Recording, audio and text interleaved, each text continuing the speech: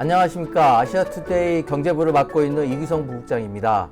저희 아시아투데이는 매년 대학을 순회하며 증권 금융 분야의 취업을 준비하고 있는 소위 취업 준비생들을 위한 잡 페스티벌을 개최하여 왔습니다.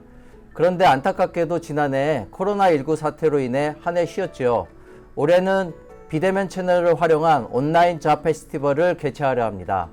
이번에 모실 분은 한국투자증권을 이끌고 계시는 정일문 사장님을 모셨습니다.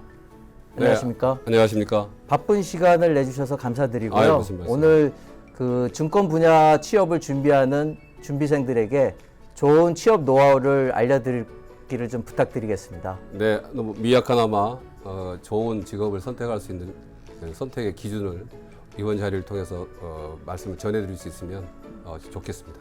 특히 그리고 한국투자증권을 지망하는 준비생들에게 좋은 팁도 좀 아투 채널을 통해 가지고 꼭 알려주시기 바랍니다. 알겠습니다. 네, 일단은 한국투자증권이 어떤 회사이고 이런 간략한 소개 좀 부탁드리겠습니다.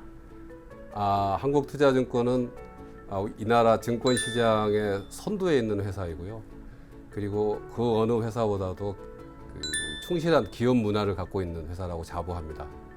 앞으로 그 디지털 시대를 이끌어가는 데 있어서 어느 누구보다도 준비를 잘 하고 있고요. 그래서 저희하고 같이 일하시면 아마 자본시장을 선두에 서서 기쁨을 누릴 수 있는 최적의 회사라고 생각하고 있습니다.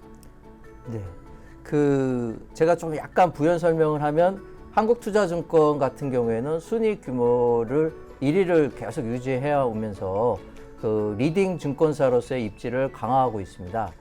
이런 회사를 어떻게 그 사장님이 들어오셨는지 아마 꽤 옛날 전이라고 생각하는데요. 네. 어떻게 그 증권사를 선택하고 그다음에 들어오게 되셨는지 궁금합니다. 네, 제 전공이 경영학입니다. 그래서 자연스럽게 이 자본시장에 대해서 관심을 가질 수밖에 없었고요. 제가 운이 좋게도 저희 집 옆에 지점이 있었어요. 그래서 중고등학교 때부터 그 증권시장, 그다음에 증권사가 어떤 회사인지 이런 거에 대해서 아마 자연스럽게 관심을 가졌던 것 같아요. 네.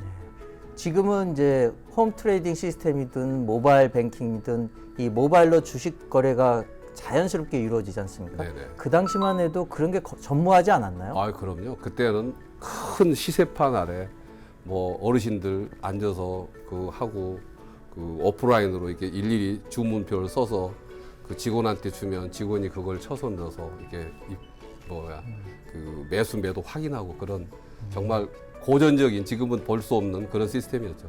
네. 그 당시 증권사 들어오실 때 어떤 준비를 좀 하셨는지 궁금합니다. 저는 글쎄 저희 때는 사실은 취직하기가 지금처럼 어렵지 않아서 그런 면에서는 사실 취준생 여러분들한테 정말 죄송하죠. 왜냐하면 저희 선배님들은 경제 발전을 잘 이루셔서 저희 때는 취직하는 게 그렇게 어렵지 않았는데 어쨌든 제가 취준생 여러분들에 비해서는 선배이기도 하고 먼저 입사한 사람으로서 이게 경제 발전을 더 시키고 회사가 더 커졌으면 취준생 여러분들이 지금 이런 방송 볼 필요도 없고 누구나 취직할 수 있는 그런 사회가 됐을 텐데 그런 면에서 가장 미안하지만요. 저희 때는 따로 준비한다기보다는 증권 시장에 대해서 굉장히 관심이 이제 일어나던 시기였어요. 제가 88년도에 입사했는데요. 그래서 따로 준비하기보다는 그때 이제 신문에 난 경제 부분 이런 부분들을 좀 충분히 잘 보고 이해했던 것 같고요. 그래서 면접할 때도 그런 문제들이 나왔던 것 같아요. 그 당시에는 어떤 예를 들면 저한테 말씀 주셨던 거는 제 기억에 금리 문제를 여쭤보셨던 것 같아요. 그래서 지금은 정확히는 기억은 안 나는데 그때 당시에는 사실 기준금리가 엄청나게 높았었잖아요. 두 자리 숫자였었는데 그래서 금리 문제를 여쭤서 다행히 제가 면접하러 가기 전에 신문란에 금리 요걸 좀 체크를 했던 게 다행스럽게 운이 좋게 무난히 답을 했던 기억이 납니다. 네. 그 당시에도 금융이나 증권은 좀 고액 연봉을 받는다 이런 생각들이 좀 있었나요? 어떻습니까?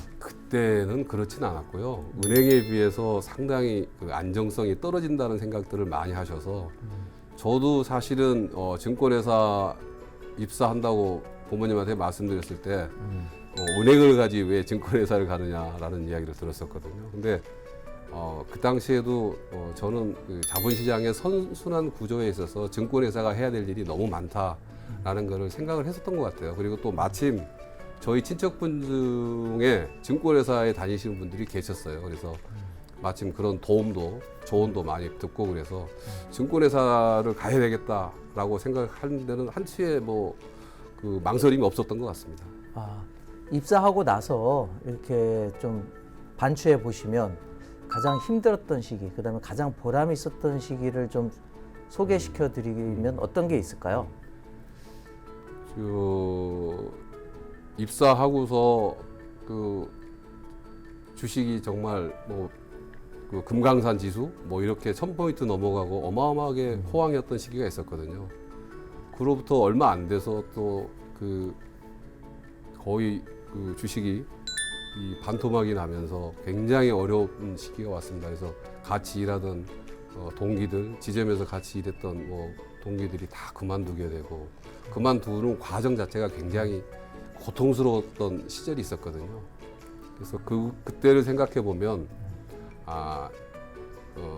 이 시장이라는 게 사실은 높낮이가 있는 거잖아요. 그래서 이 높낮이에 흔들리지 않는 금융회사가 돼야 되는 거 아니냐라는 생각을 그때부터 했었던 것 같고요. 그러기 위해서는 사실은 주식시장에 흔들리는 것보다는 뭐 에셋 매니지먼트라든지 IB라든지 그다음에 회사가 자체적으로 PI를 한다든지 이런 부분에 대해서 그 당시에는 생각지는 않았지만 그런 부분에 그 리스크를 어떻게 하면 좀 분산시킬 수 있을까라는 부분이 뭐 자연스럽게 자리를 잡을 수 있었던 것 같고요. 뭐 굉장히 기분 좋았던 기억들은 제가 원래 이제 IPO를 쭉 오랫동안 했었으니까요. IPO를 하는 과정에 뭐 그 현장에서 일하시는 분들한테 그 당시만 해도 우리 사주가 뭔지 모르던 시절에 네. 우리 사주를 청약을 해야 되냐 말아야 되느냐 이런 거 가지고 굉장히 고민들을 많이 하셨는데 제가 가서 그 현장에 계신 분들 퇴근하고 나오면 모아놓고 우리 사주가 왜 필요한지 그 어떻게 자본시장에서 그다음에 내가 고생한 회사가 어떻게 답을 할 수 있는지 이런 거에 대해서 굉장히 청약을 권유를 많이 했었는데 네. 다행스럽게도 그 회사가 상장이 돼서 굉장히 성과가 좋았어요. 그 성과가 좋았다는 이야기는 제가 그때 이야기했던 이야기를 듣고 우리 사주를 청약했던 분들이 많이 차익을 차익을 많이 남기셨는데 네. 지금도 기억이 나는데 그분 중에 한 분이 저한테 집들이 초대를 했어요. 그러니까 그 당시에 뭐 20평대 전세 살았는데 30평대 아파트를 샀다고 집들이에 초청을 해서 정말 그분은 저는 알지만 저는 기억이 없었는데 여의도에서 천안까지 그 전기 그 청소기 있잖아요. 네. 진공 청소기. 네. 진공 청소기 사가지고 그 집을 가면서 너무너무 내가 하고 있는 일에 대한 자부심, 자긍심 이런 걸 느꼈던 기억이 지금도 그 생각만 하면 내가 이 직업을 택하기를 너무너무 잘했다 라는 생각을 하고 있죠.